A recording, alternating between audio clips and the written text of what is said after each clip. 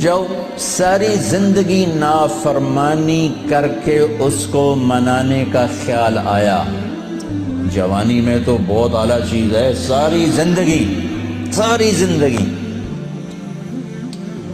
وہ کیا کرتا ہے؟ من تقرب الی تلقیتہ من بعید۔ کوئی تمہارا خصوصی دوست مہمان آئے تو تم باہر نکل کے ویلکم کرتے ہو۔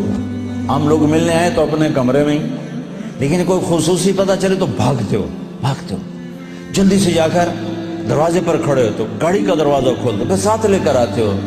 وہ شہنشاہ کہہ رہا ہے زندگی بھر کے گناہ لے کر کوئی مرد عورت جب مجھے منانے آتا ہے تو میں آگے بڑھ کے اس کا استقبال کرتا ہوں، آگے بڑھ کے، وہیں بیٹھے ہوئے آگے بڑھ کے تلقیتہ من بعید، میں خود آگے تک جاتا ہوں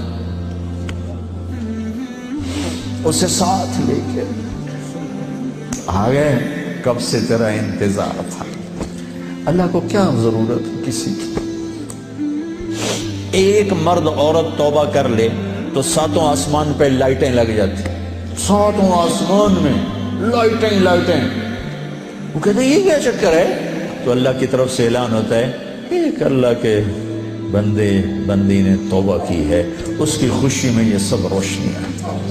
اب شادیوں میں نہیں لائٹیں لگاتے، تو میرا اللہ اتنا خوش ہوتا ہے کہ ساتوں آسمان پہ روشنیاں۔ من تقرب الی تلقیتہ من بعید، جو مجھے راضی کرنے کے لیے، توبہ کرنے کے لیے آتا ہے، میں آگے بڑھ کے اس کا استقبال کرتا ہوں۔ ومن اعرض عنی، اور جو نہیں آتا اس کے ساتھ کیا کرتا ہوں؟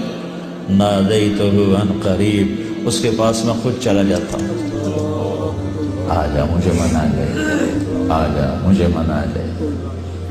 اولک ربنا غیری، کوئی میرے جیسا اور رب ہے؟ کوئی میرے جیسا اور رب ہے؟ یہ ساری باتوں کے بعد اب اس آیت پہ غور کرو جو میرا اللہ گلہ کر رہا ہے، ما قدر اللہ حق قدرہ، میرے بندو تم نے میری قدر نہیں کی۔ بھائی بہنوں، اپنے اللہ سے صلح کرو۔ یا ایھا الانسان ما غرک بربک الکریم الذی خلقک فسواک فعدلک فی ای صورت ما شاء رکبک۔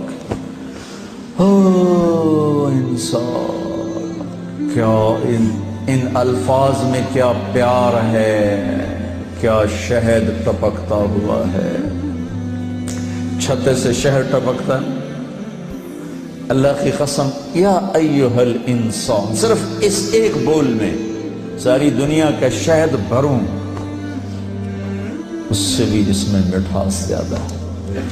اور پھر یہاں یا ابن آدم یا ایھا الانسان، خطاب ایمان والوں سے نہیں ہے، تقوی والوں سے نہیں ہے، اے انسان، انسان، انسان۔ اور لگا رہا تو یہ تو بتا کہ تو مجھے چھوڑ کے کہاں جا رہا، تجھے میرے بارے میں کس نے دھوکہ دے دیا؟ اولاد ماں باپ سے بدگمان ہو جائے تو ماں باپ پہ کیا گزرتا؟ میں نے ایک منظر دیکھا ہے، میں موت تک نہیں بھول سکتا۔ ایک بیٹا باپ سے کہہ رہا تھا تو آج تک میرے واسطے کی بنایا ہے؟ بیٹا باپ سے کہہ رہا تھا، میں دیکھ رہا تھا باپ بیٹے کے ایکسپریشن، بیٹے کے چہرے پر غضب، غصہ، تو آج تک میرے واسطے کی کیتا ہے، تو آج تک میرے واسطے کی بنایا ہے۔ ہوئے ہوئے ہوئے ہوئے ہوئے، میں اب رو رہا ہوں، 40 سال پرانی بات، کہ جو اس باپ کے چہرے پر جو ایک غم تھا، ایک رنج تھا کہ میرے ہتھاں دا بال اج مینوں آدا، تو میرے واسطے کی بنایا ہے؟ جو اس باپ کے چہرے پر ایک کرب تھا، وہ صرف اتنا کہہ رہا تھا، اچھا میرا پتر، کوئی بات نہیں کر رہا تھا، میں اتنی کہہ رہا تھا، اچھا میرا پتر، اچھا میرا پتر۔ پتر ہماری زبان میں بیٹے کو کہتے، اچھا میرے بیٹے، اچھا میرے بیٹے۔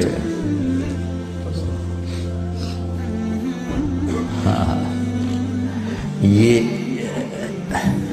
یا ایھا الانسان میں اللہ یہ کہہ رہا ہے میرا بندہ میرے بارے میں دھوکہ کھا گیا تھا، میرے بارے میں بدگمان ہو گیا، کیا ہو گیا؟ آ تو صحیح، پھر میری رحمت تو دیکھ، آ تو صحیح۔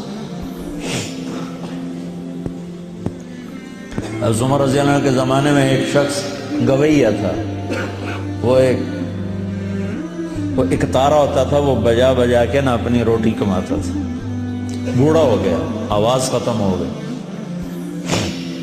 فاقہ آ گیا، تو گانا بجانا کوئی اچھا کام تو ہے نہیں، تو گیا جنت البقیع میں، تو کہنے لگا یا اللہ جب آواز تھی تو لوگ سنتے تھے، روٹی بھی چلتی تھی، آواز گئی تو روٹی بھی گئی، اب اس بڑھاپے میں کہاں جاؤں؟ اللہ کو میرے رزق کا انتظام فرما، مجھے معاف فرما۔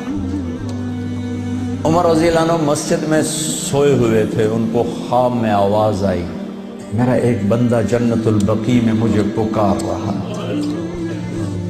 کس کو آواز آئی؟ عمر۔ کس کے بارے میں؟ گانے والا۔ عمر رضی اللہ عنہ ننگے پاؤں دوڑے، ننگے سر، پتہ نہیں کون ابدال بیٹھا ہے وہاں پکارنے والا، جو دوڑے ہوئے اندر آئے تو قدموں کی آہٹ، تو وہ گویے کی نظر پڑی، عمر آ رہے اور دو ننگے سر ننگے پاؤں، نے کہا ابھی آج میری خیر نہیں۔ وہ اٹھ کے دوڑنے لگا، تو اس میں نے کہا ٹھہرو ٹھہرو ٹھہرو ٹھہرو، میں خود نہیں آیا ہوں، مجھے بھیجا گیا ہے۔ کہ کس نے بھیجا ہے؟ کہ جس سے پکار رہے ہو اسی نے بھیجا۔ وہ بوڑھا بیٹھ گیا، کہنے لگا واہ میرے رب، ساری زندگی تیری نافرمانی کی، آج تجھے پکارا تو اپنے پیٹ کی خاطر پکارا، اور تو نے اتنا بڑا میرا اعزاز، اتنی بڑی مجھے عزت دی، اے اللہ مجھے معاف کر۔